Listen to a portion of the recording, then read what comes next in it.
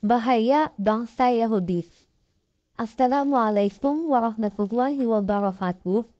Barang siapa yang mengerti perjalanan sejarah yang panjang dan merenungkan keadaan, akhlak, dan kehidupan sosial berbagai umat manusia, niscaya dia akan mendapati bahwa umat yang paling buruk dan yang paling jelek akhlak dan muamalahnya di antara mereka adalah bangsa Yahudi. Merekalah umat yang dimurkai dan terkutuk. Bangsa pendusta, tirani, fasik, durhaka, dan kafir lagi ingkar. Bangsa yang dibenci oleh umat manusia karena hati mereka yang keras dan buruknya kebencian mereka serta hasad dalam diri mereka. Di samping parahnya penindasan dan kezaliman yang mereka lakukan. Bangsa ini tabiatnya keras dan serapah, hingga tidak ada seorang pun yang lebih keras dan serapah daripada mereka. Tiap kali mereka mendapatkan kekuatan, pengaruh, kedudukan, dan kemampuan, mereka akan segera menyerang lawan mereka seperti binatang buas yang menyergap mangsanya. Tidaklah mereka menguasai seseorang melainkan dia kehilangan jaminan keselamatan dan tidaklah mereka menyepakati perjanjian, melainkan akan terjadi pengingkaran. Di tengah semua bangsa yang ada, tidak dikenal bangsa yang lebih keras dadanya dan lebih kasar hatinya melebihi bangsa ini. Kriminalitas, kezaliman, agresi, tirani, dan kedustaan telah melekat keras pada mereka sejak zaman dahulu. Allah Subhanahu wa Ta'ala berfirman yang artinya, tetapi karena mereka melanggar janjinya, maka kami melaknat mereka dan kami jadikan hati mereka keras membatu. Quran Surah Al-Maidah ayat 13. Allah Subhanahu wa Ta'ala juga berfirman yang artinya, kemudian setelah itu hati kalian menjadi keras sehingga hati kalian seperti batu, bahkan lebih keras daripadanya. Quran Surah Al-Baqarah ayat 74. Di antara bentuk kerasnya hati mereka adalah bahwa mereka berani membunuh beberapa nabi Allah yang datang untuk mereka membawa petunjuk, kesalehan, kebahagiaan, dan kemenangan. Allah Subhanahu wa Ta'ala berfirman yang artinya, sesungguhnya kami telah mengambil perjanjian dari Bani Israel dan telah kami mengutus kepada mereka rasul-rasul. Namun setiap rasul datang kepada mereka dengan membawa sesuatu yang tidak sesuai dengan keinginan mereka. Maka sebagian dari rasul itu mereka dustakan dan sebagian yang lain mereka bunuh. Quran Surah Al-Maidah ayat 70.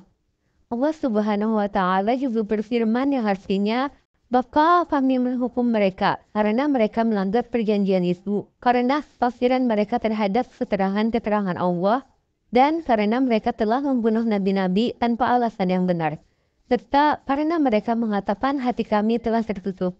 Sebenarnya Allah telah mengunci hati mereka karena tafsirannya, karena itu hanya sebagian kecil dari mereka yang beriman. Quran Surah An-Nisa ayat 195. Dia Subhanahu wa Ta'ala juga berfirman yang artinya, sesungguhnya orang-orang yang mengingkari ayat-ayat Allah dan membunuh para nabi tanpa alasan yang benar dan membunuh orang-orang yang menyuruh manusia berbuat adil, sampaikanlah kepada mereka kabar gembira yaitu azab yang pedih. Quran Surah Ali Imran ayat 21. Inilah kekerasan hati yang digambarkan oleh Allah dalam Al-Quran yang masih melekat pada diri mereka. Meskipun masa yang lama telah berlalu dan zaman telah berganti sampai di zaman kita ini. Di samping itu, mereka adalah orang-orang yang penuh makar, tipu daya, sulas dan tipuan umat Islam di masa-masa awal telah menderita karena sering menjadi korban karakter Yahudi. Pun kami muslimin sekarang masih merasakan penderitaan akibat tipu daya Yahudi dan muslihat mereka. Allah Subhanahu wa Ta'ala berfirman yang artinya, jika kamu memperoleh kebaikan, niscaya mereka bersedih hati. Tapi jika kamu tertimpa bencana, mereka bergembira karenanya. Jika kamu bersabar dan bertakwa, tipu daya mereka tidak akan menyusahkan kamu sedikit pun. Sungguh Allah Maha meliputi segala apa yang mereka kerjakan. Quran Surah Ali Imran ayat 120. Sejak zaman dahulu, bangsa Yahudi sudah biasa memberontak, berkhianat dan mengingkari janji-janji dan kesepakatan. Allah Subhanahu wa Ta'ala berfirman yang artinya, sesungguhnya makhluk yang berjalan yang paling buruk di sisi Allah ialah orang-orang kafir, karena mereka tidak beriman.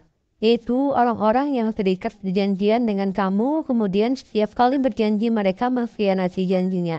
sedang mereka tidak takut kepada Allah. Quran Surah Al-Anfal ayat 55-56. Bangsa Yahudi sepanjang hidup mereka adalah kerusakan bagi masyarakat dan pangkal segala kemungkaran dan kesucian. Mereka menyebarkan amoralitas dan hidup dengan membawa kerusakan. Sepanjang sejarah mereka menjadi sumber kemungkaran dan tindakan amoral. Mereka adalah pemilik rumah-rumah pelacuran global dan penyebarkan paham pergaulan bebas di mana-mana. Mereka memeras uang orang-orang lalu menggunakannya untuk menyebarkan tindak amoral ke tengah mereka untuk menghancurkan norma-norma mereka, menggerogoti iman mereka dan melemahkan kekuatan mereka, sehingga mereka menjadi mangsa empuk bagi mereka. Sungguh betapa licik muslihat mereka. Permusuhan bangsa Yahudi terhadap umat Islam adalah permusuhan klasik sejak pertama kali munculnya Fajar Islam. Permusuhan dan kebencian mereka terhadap orang-orang Islam sudah dikenal oleh para kafir dan orang-orang awam sejak zaman dahulu hingga sekarang. Sebabnya adalah karena Islam membenarkan hakikat mereka, menyingkap rahasia mereka, mengungkap aib-aib memalukan mereka, dan menampakkan keburukan dan kesejaman mereka.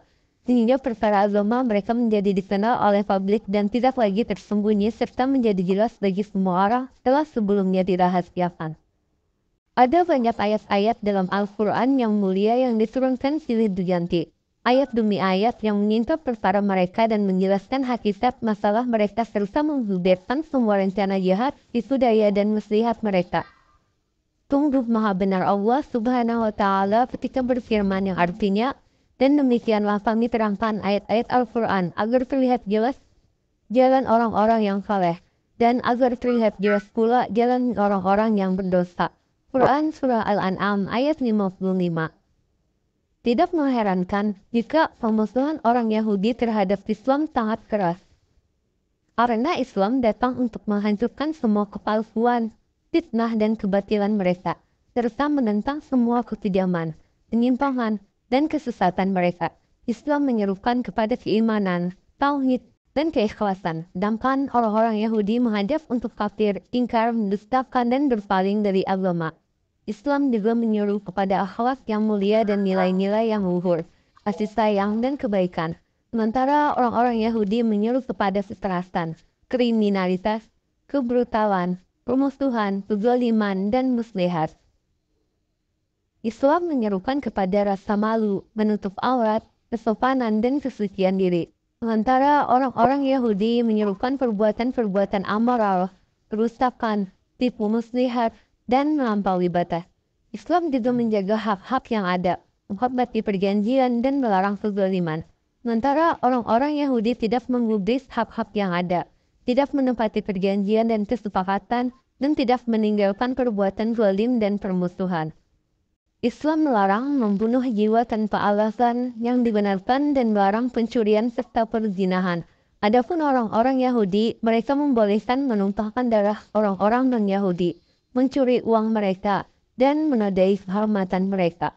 Dengan semua kesesatan dalam diri mereka, mereka masih meyakini bahwa mereka adalah bangsa Allah dan umat pilihannya, bahwa mereka adalah anak-anaknya dan makhluk yang dicintainya, dan bahwa roh mereka berbeda dengan roh manusia lainnya.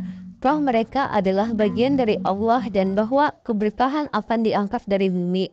Hujan tidak akan turun dan perbuatan baik tidak akan ada jika orang Yahudi tidak diciptakan. Mereka juga meyakini bahwa umat lain selain mereka tidak lebih seperti keledai dan bahwa Allah menciptakan mereka dalam rupa manusia agar layak untuk menjadi pelayan mereka. Semoga Allah memburukkan rupa orang-orang yang merugi tersebut dan melaknat para durjana tersebut. Kita semua harus menyadari bahwa permusuhan bangsa Yahudi terhadap kaum muslimin di Palestina bukan hanya sekedar masalah sengketa tanah.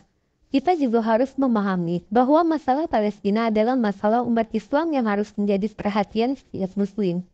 Palestina adalah negeri para nabi. Di sana ada masjid suci ketiga dari 3 masjid suci. Di sanalah Rasulullah diperjalankan untuk Isra dan di sanalah kiblat pertama umat Islam. Tidak ada yang berhak memilikinya kecuali Islam dan umat Islam. Tubuhnya bumi ini adalah milik Allah dan Dia akan mewariskannya kepada siapa saja dari hamba-hambanya yang dikehendakinya. Dan kesudahan yang baik adalah bagi orang-orang yang bertakwa. Kita harus tahu bahwa dominasi umat hina ini dan bangsa yang tertipu ini serta kekuasaannya atas kaum muslimin tidak lain dan tidak bukan adalah karena dosa dan maksiat serta berpalingnya banyak kaum muslimin sendiri dari agama mereka. Karena agama Islam adalah kunci kejayaan, keberhasilan, dan kedikdayaan mereka di dunia dan di akhirat. Allah Subhanahu wa Ta'ala berfirman yang artinya, dan musibah apapun yang menimpa kamu adalah disebabkan oleh perbuatan tanganmu sendiri. Dan Allah memaafkan banyak dari kesalahan-kesalahanmu. Quran Surah Asy-Syura ayat 30. Oleh sebab itu, perlu untuk sejujur-jujurnya kembali dan sebaik-baiknya bertaubat kepada Allah Azza wa Jalla. Allah tersebut akan memperbaiki keimanan, memperbagus hubungan yang baik dengan Ar-Rahman dan menjaga amal ketaatan dan kebaikan, serta menjauhkan dan memunculkan mawas diri terhadap kefasikan dan kemaksiatan, agar umat Islam kembali mendapatkan kejayaan dan kekuasaan mereka serta pertolongan dan dukungan dari Allah. Allah telah menjanjikan kepada orang-orang di antara kalian yang beriman dan yang mengerjakan kebaikan, bahwa Dia sungguh akan menjadikan mereka berkuasa di bumi, sebagaimana Dia telah menjadikan orang-orang yang sebelum mereka berpuasa, dan sungguh Dia akan menentukan bagi mereka dengan agama yang telah Dia ridhoi, dan Dia benar-benar akan mengubah keadaan mereka telah berada dalam ketakutan menjadi aman sentosa. Mereka tetap menyembahku tanpa mempersekutukanku dengan sesuatu apapun. Namun barang siapa tetap kafir setelah janji itu, maka mereka itulah orang-orang yang fasik. Maka laksanakanlah salat, tunaikanlah zakat dan taatlah kepada Rasul Muhammad, agar kalian mendapat rahmat. Quran Surah An-Nur ayat 55-56. Demikian, Allahu a'lam.